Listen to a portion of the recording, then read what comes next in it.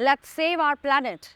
If not from the goodness of our heart and our foresightedness, then let's just do it for our own selfish needs.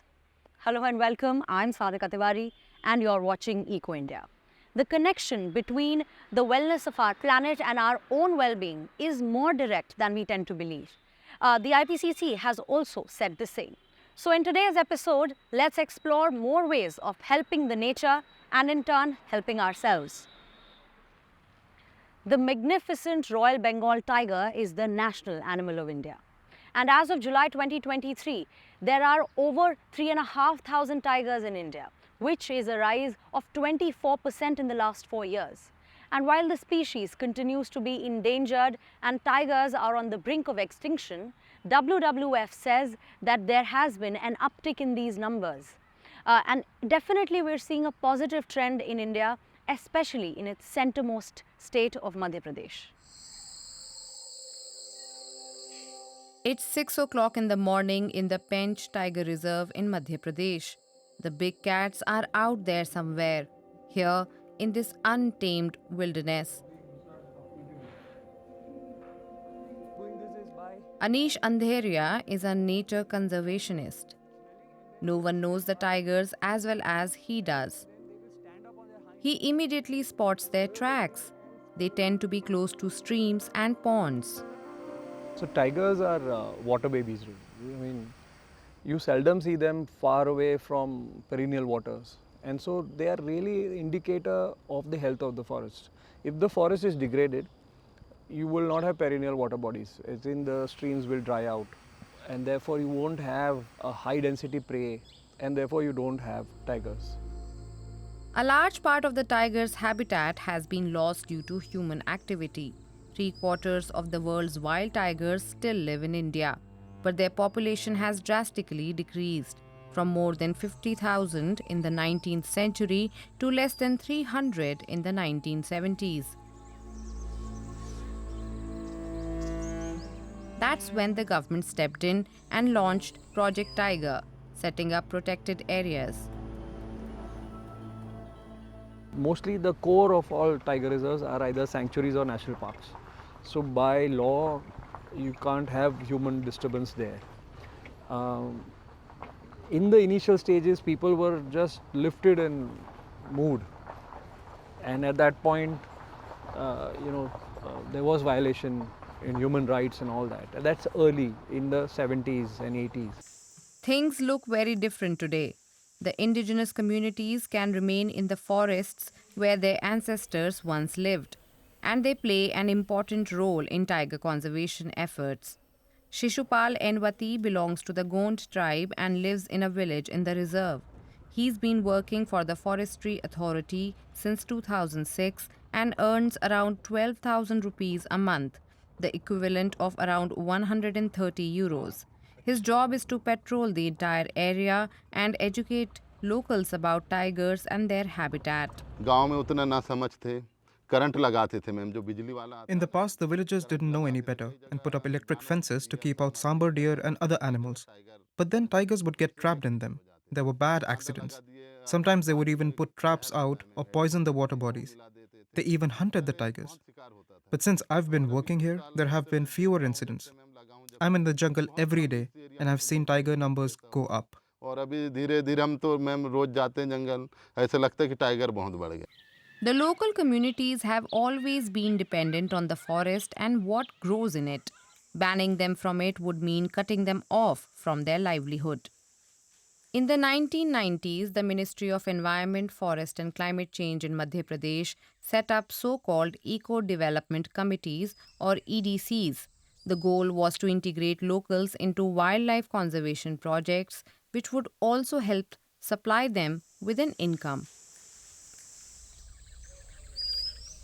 In Pench Tiger Reserve, I have 130 EDCs, and whatever tourism revenue we generate in a year, 1/3 goes to these communities. They also been employed in most of the activities which we carry out inside. So some of them are like permanent worker with us, and many of them, huge number of them, do this casually. Wildlife tourism in Madhya Pradesh makes a significant contribution to the economy. Shantabai has benefited from its growth. With the help of funding from the Forest Department, she set up a small canteen. Many locals who used to fear the tigers now feel grateful to them. हर साल में Every year, we give tigers an offering of chicken and coconuts. We worship them, and we keep a rock as a symbol and worship it. For the Adivasi, the tiger is a god, and now they even provide us with livelihood. If it weren't for people coming here from all over the world to see them, we wouldn't have an income. तो हमारा धंधा कैसे चलेगा? The forestry officers are out on patrol every day, tracking the tigers' routes. They use wildlife cameras to record and document their movements. Again and again, they observe that roads are a huge problem, slicing directly through the animal's habitat. We have seen that females that lived on the other side seldom ever moved on this side. Males would cross once in a while, but largely these populations were segregated. So this is how animals, the corridors get fragmented, and once fragmentation happens, there is inbreeding on both sides. Plus, it can escalate conflict, because if animal movement stops in one side and if the prey population on the other side goes down because there is no movement, then tigers will go and start hunting cattle. That will increase conflict. Underpasses like these protect the animals' natural routes. There are 23 of them in Madhya Pradesh alone, and they are urgently needed.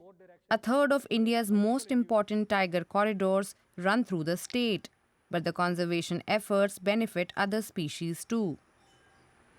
It's not that tigers are more important than the birds or the monkeys or a termite, but tigers become a pivot around which all the conservation efforts can be focused. So if you want to protect them, you will have to protect large areas with ample of water, and if you do that, automatically you will be able to protect so many different species. Project Tiger was founded in Madhya Pradesh 50 years ago. Thanks to its hard work, tiger numbers have recovered. There are now over 3,000 of them in India. It's not just animals, as we saw. Plants too are very valuable. But can we put a price on, let's say, what the trees do for us? Well, turns out we can, and it's a pretty big number too. Yet another reason for us to conserve nature, because now it makes business sense as well. Let's head to our reporter who will help us evaluate the price of nature. Imagine a world where we saw nature for what it's worth, where we would recognize the life around us for more than just its beauty. Because almost half of the world's economy, $44 trillion, depends on natural services like pollinating, capturing carbon, and purifying water. These are all valuable to our economy, but they aren't valued in our economy. Nature like this is being left out of the equation. It's easy to tell when a living thing is valuable. Like with this tree. It's actually huge.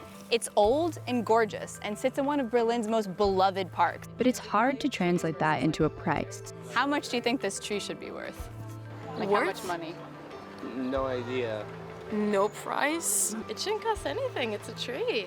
Several Ks. Definitely several K. Most people have no idea how valuable a living tree is, and why should they? Nature usually doesn't have a price until it's dead. This is often a huge problem. Let's say a logging company wants to come in and cut down these trees for timber. We know super well how much these trees cost once they're cut. So we have 200 oak trees worth of timber on one side, and basically a huge question mark on the other. We don't know the cost of chopping down a forest, or how much value we've lost. That's because there's so much at play. Forests are unbelievably complex ecosystems. One way to estimate a tree's value is to add up what good it does for the environment. This website from the US does just that. We need to put in the diameter of the trunk, where it's located, and what kind of tree it is. Except I don't know what kind of tree it is. The value is calculated based on how much carbon dioxide the tree captures, I'm an oak tree. how much stormwater runoff it stops, Tree condition, I'd say it looks pretty excellent. as well as how many And trunk pollutants size. like ozone and carbon monoxide it removes from the air. Now we gotta measure. I feel super weird doing this. It's estimating. Still estimating. This tree this year is worth $109. Over the next 20 years, it's worth $2,207. Doesn't seem like that much for such a beautiful tree. The values are really conservative though, because they're based on things like carbon pricing, wastewater treatment pricing, and improved human health outcomes. So 200 logged trees would mean $454,000 in ecosystem services lost over the next 20 years. A lot of the tree's value isn't included in that calculation, so it isn't perfect, but it does put nature into the equation. And it applies far beyond logging. Green economists like Ralph Shammy think pricing nature is absolutely necessary in the fight against climate change. It's not enough to sing songs about the whales and hold hands and sing Kumbaya and write one more poem about whales. He led a team at the International Monetary Fund who were the first to put a price tag on a blue whale. Whales are dying, and if you spoke to a whale, she would say, "Hey Ralph, stop crying about me, leave me alone, go in peace, man. And by the way, you owe me money, because I'm saving your butt." The IMF team valued a blue whale at $2 million, based on its activities in the ocean that capture carbon. Whales poop at the surface, and whale poop contains exactly what phytoplankton need to grow. Phytoplankton in turn produce at least half the world's oxygen. No whales, no phytoplankton, no oxygen. One way to repay the whales and the other nature is using their price tag to know the benefit of conserving them. This is already happening in the form of carbon credits that individuals or companies can buy to protect an area. Here's how it often goes. Let's say an island wants to profit from protecting its seagrass. Someone like Ralph Shammy goes there and calculates a value for the seagrass, similarly to how I calculated a value for that tree. Based on that value, a government or company sets up a carbon scheme through which those looking to offset their emissions can pay to conserve the seagrass. And valuations are starting to include more aspects than just carbon. In the future, we could also see credits based on how much biodiversity the seagrass supports. Putting a price tag on nature can also help underserved communities. It's estimated that indigenous communities manage nearly 1 billion hectares of land globally, and nearly 80% of the world's biodiversity. That living nature and intact biodiversity are worth money that's ignored in the global economy. The people who conserve them are working for free. One way to change that is through payment for ecosystem services. We are living in some of the most poverty-stricken, and we shouldn't romanticize it that we should be left alone to live that way, because that's also not fair. Minnie Degawan is Kankana Igorat, a people indigenous to the Philippines. She's working on ways to make carbon markets more equitable. Many communities are struggling and they need an alternative source of income. Instead of paying a carbon offset to a company or government, payments are made to local communities preserving their local ecosystems. So hold on, this all sounds pretty good, but there's one huge thing we haven't talked about. The idea of putting a monetary value on a tree is just weird. Do you think we should put a price tag on nature? No, but no, absolutely not. It's sad that we have to. There's an ethical dilemma for communities to say that we will get monetary benefits from standing forests when we have always looked at the forest as a living ecosystem. How do you put a value, for instance, on the fact that these forests are the resting grounds of our ancestors? That definitely wouldn't make it into a price tag. In fact, most of the price tag is based on the price of carbon. So all the benefits from valuing nature basically rely on global carbon markets. This website takes scientific data from this tree and multiplies it by the price of carbon to determine the value. The website's from the US, where the price of carbon is cheaper. If the website were from the EU, this tree would actually be more expensive. This is one massive hole in carbon pricing. It can be different everywhere and changes over time. Carbon markets also make it easy for companies to continue business as usual. Selling carbon can also reinforce inequalities. In order to put a price on a protected area, remember that someone like Ralph Shammy usually comes in to do the valuation. This can be a problem. Landowners are incentivized to plant non-native plant species instead of indigenous species because it creates a new type of landscape that could bank carbon faster. June Rubis researches nature conservation from an indigenous perspective. Critics have used terms like carbon colonialism to describe this new wave of capture and closure of nature by capital. Indigenous and local communities can end up being told how to manage their own land. And often, benefits go to governments or the companies with just a small percentage reaching the actual communities themselves. One thing that's never going to go away is the discomfort and wrongness of putting a monetary value on something as majestic as this tree or a blue whale. For now, many decision makers only speak in the language of money, not majesticness. Until that changes, valuing nature could make it more visible to them. So, should we put a price on nature? In many places, we already have, but just how depends on the circumstance. When we know the value of living nature, it's easier to protect it. And if it's destroyed, fines are way easier to calculate. When it comes to carbon credits or paying people for taking care of ecosystems, we need to carefully examine who is doing the valuation and where the money ends up. Because in the end, we're still relying on market mechanisms, which are exactly what got us into this mess in the first place. Interesting to put a price on nature. Speaking of prices, one of the most expensive and rare spices that the nature gives us is saffron. There was a time when saffron was worth its weight in gold. In the picturesque valleys of Kashmir, where it's called saffron, these purple flowers with red threads nestled between petals were not very rare. But now things are changing for the worse. Vibrant purple as far as the eye can see. We're right near Pampore, known all over the world as the saffron town of Kashmir. Around 30,000 families here earn their living by growing saffron crocuses, a tradition often going back generations. Feroz Ahmed's family is no exception. When the crocuses are harvested in the fall, his young daughter helps him, just like he used to help his parents. But Feroz is worried about the future of saffron, known here as kesar. If we check in post 2000, pre-2002, for a 1 canal of land you will get 1 kg of kesar. But if you check nowadays, you will get only 1 kg for a 1500, 15 canals of land. So you can expect how much it has been declined over the years. So a lot more land is needed to produce the same amount of saffron. At the Indian Institute of Integrative Medicine in Srinagar, the development is also raising concern. Researcher Nashiman Ashraf is working to safeguard the future of saffron in Kashmir. Here in this mountainous territory, the spice is not only a cultural asset, it's also an important source of income. So since last 13 years, I have been working on different aspects of saffron biology, and the feedback we received from farming community was that there are 3 major reasons for declining saffron production. One is unavailability of quality planting material. Second is comb rot disease, and third, lack of irrigation facility. More than 10 years ago, she created a large gene database detailing over 60,000 sequences of saffron crocuses.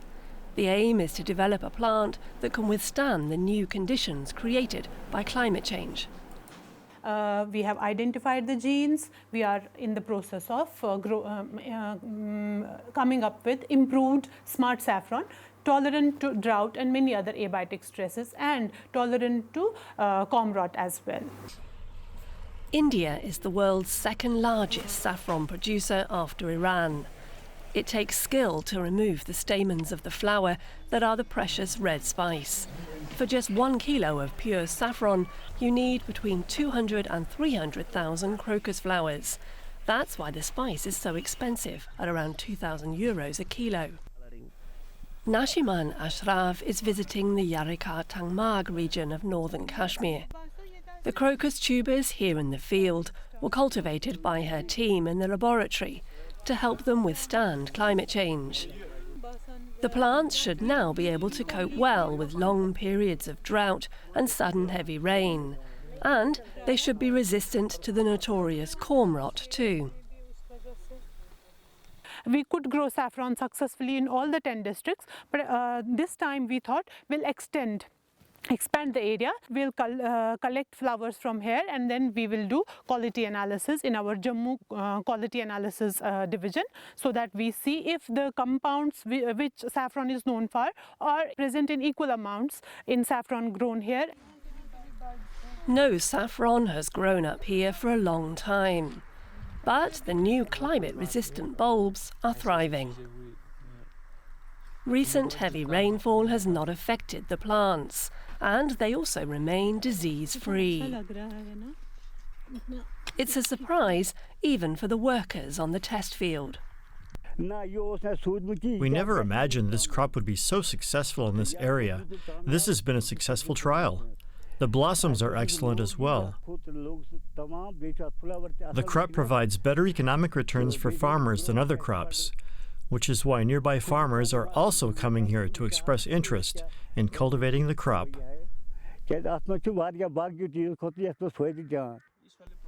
It's encouraging news for Nashima and Ashraf. More test fields are due to be added in the next season. This is the legendary traditional crop of Kashmir Valley, so we don't have to lose this crop. We have to do every bit of our effort to preserve this crop. In 2019, India produced 22 tons of saffron. Only a fraction of that went for export. That amount could increase significantly if saffron crocuses throughout the region can be made more resilient. For most people here, that would be a dream come true and mean they could soon increase their earnings. As we've been seeing in the stories so far, one of the biggest ways to help nature is to end all human activities that destroy our environment. And of course, one of the biggest problems that man has created is trash. And we need to find urgent ways to stop this problem, to completely end it. So let's head to the banks of Tamil Nadu to explore one such approach. Actually, did I say banks? I mean trash bags. Litter on the street always infuriated Malarvari Muthu and her daughter-in-law Rajavalli Rajiv. They thought that people might not throw their garbage on the street if they could get money for it instead. And that's how the idea for the garbage bank was born. In 3 years, we separated and recycled nearly 150,000 kilos of garbage before it got taken to the dump and got incinerated. The women pay 6 rupees, that's 7 euro cents, for a kilo of waste. They buy plastic bags, paper, cardboard, clothing, all materials that their recycling partners can process later. The customers don't even have to drop their waste off at the garbage bank themselves. The project's 8 employees collect the separated waste from some 700 households in Virudunagar. Initially, we didn't separate our garbage and it littered our streets. But we followed the project's advice and started handing in our garbage. Now we separate paper, plastics, cardboard boxes, and our garbage is collected every Friday. So far, we have handed in 240 kilos. I got a receipt, and once it reaches 300 kilos, with an extra amount, I'll be paid 3,000 rupees. The 2 entrepreneurs have divided Virudunagar into 6 collection zones. Once the waste has been picked up from customers across the town and taken to the garbage bank, it's properly sorted. Plastic, paper, carton boxes. Apart from separating garbage into plastics, papers, cardboard boxes, and metals, the garbage bank also separates 66 other types of waste. To take a juice packet as an example, we separate it into outside wrapper, the inside aluminium foil, and the straw. Recyclers pay good money for separated garbage, and that means we can make our customers happy by giving them better value for their garbage. The garbage bank has already paid out over 200,000 rupees for trash. Its founders hope they'll inspire similar projects. More people should step up and do this sort of thing. If my mother-in-law and I could do it in this small area, others who worry about garbage littering the streets can also do something about it. The garbage bank should be an example. That's what we hope. Waste recycling can be a profitable business. Not only does the cash for trash model help protect the environment, it also contributes to a circular economy. Today's episode has been a journey across India, from the Bengal tiger to the Kashmiri saffron and to the very important, if not as aesthetically pleasing, trash banks of Tamil Nadu. You let me know if there are any efforts being made to help nature in your part of the world that you think we should know about. You can email us or reach out to me directly on my social media. I will see you next week. Until then, take care. Goodbye. Namaskar.